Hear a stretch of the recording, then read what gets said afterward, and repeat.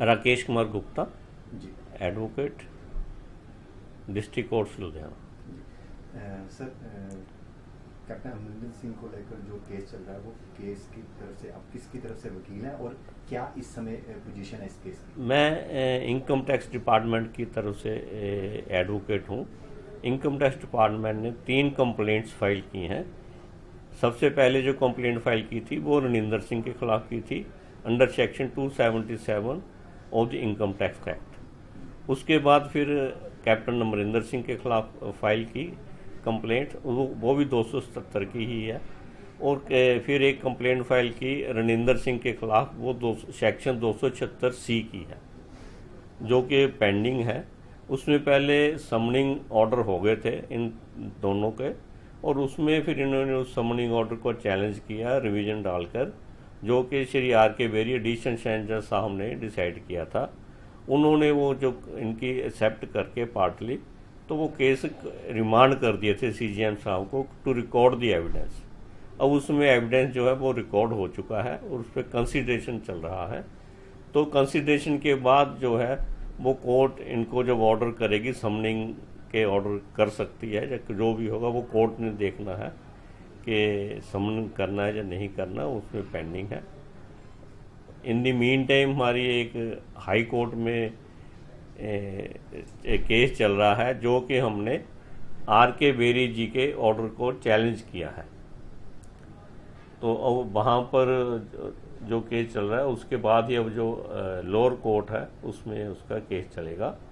तो इन दी mean time enforcement directorate ने भी इंस्पेक्शन के लिए एप्लीकेशन दी थी रिकॉर्ड देखने के लिए, जिसको के अमरिंदर सिंह और रणिंदर सिंह ने उस ऑर्डर को चैलेंज किया, जिसमें परमिशन ग्रांट की गई थी।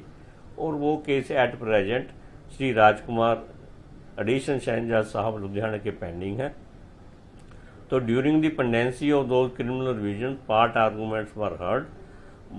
In the mean time captain Amarinder Singh और रणिंदर सिंह ने ट्रांसफ़र एप्लीकेशंस दी कि उन केसेस को, क्रिमिनल रिविजन को राजकुमार एडिशनल सेशन जज की अदालत से ट्रांसफ़र करके किसी और के कोर्ट को ट्रांसफ़र कर दिया जाए। तो वो जो एप्लीकेशन थी उसमें उन्होंने कहा था कि डिपार्टमेंट वाले कहते हैं कि we will get the order passed as per their own wishes, and the court also expressed their opinion in the open court that the revisions are false and will be dismissed. So ये allegation लगा के उन्होंने transfer applications file की, जो कि session जज साहब मनीष सिंघल जी ने कल ऑर्डर करके वो एप्लीकेशनें डिसमिस कर दी हैं।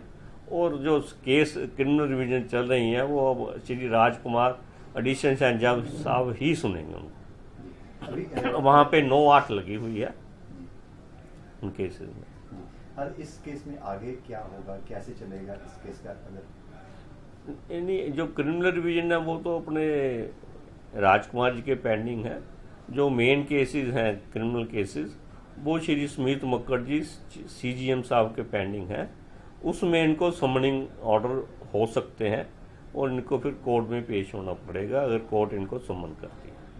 अच्छा, एक चीज़ और, इन्होंने जो अभी एप्लीकेशन लगाई है कि इस कोर्ट में हमारी सुनवाई नहीं हो रही, इसका मतलब पूरा इसमें आसान शब्दों में क्या कहेंगे? क्या उन्होंने क्या एप्लीकेशन क्या दी है, क्यों? आसान शब्दों में तो यही है, उन्होंने एलिगेशन लगाए कोर्ट के अगेंस्ट। तो वो भी एक तो भी जो डिपार्टमेंट है उन्होंने क्लेम किया है कि they will get the order passed as per their own wish, मतलब कि अपनी मर्जी से वो ऑर्डर करवा लेंगे क्रिमिनल रिवीजन में। और कोर्ट ने भी ओपिनियन एक्सप्रेस किया कि the revisions are false and they will be dismissed. ये एलिगेशन लगा के उन्होंने ट्रांसफ़र एप्लीकेशन दी थी, जिसको कि सेशन जज साहब ने नहीं माना और वो एप्लीकेशन इनकी डिसमिस कर दी।